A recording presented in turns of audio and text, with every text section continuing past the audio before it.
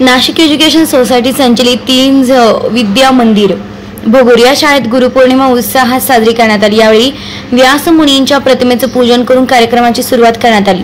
प्रमुख अतिथी ज्येष्ठ शिक्षक नमस्कार शिंदे हे होते। या विद्यार्थ्यांना गुरु व शिष्यांची गोष्ट सांगून त्यांच्यातील नाते समजावून दिले। अध्यक्षस्थानी शाळेचे मुख्याध्यापक नरेंद्र मोहिते यांनीही विद्यार्थ्यांना गुरु शिष्यातील नात्यांचे महत्त्व सांगितलं।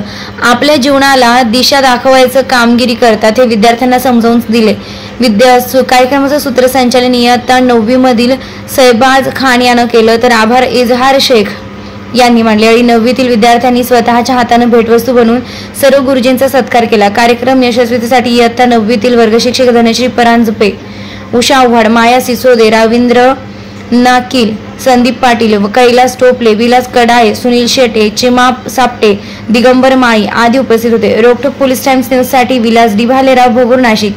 आमच्या YouTube चॅनलला सबस्क्राइब करा, लाईक करा, असेच आमच्या नवनवीन बातम्या आपल्याला पाहायला मिळतील।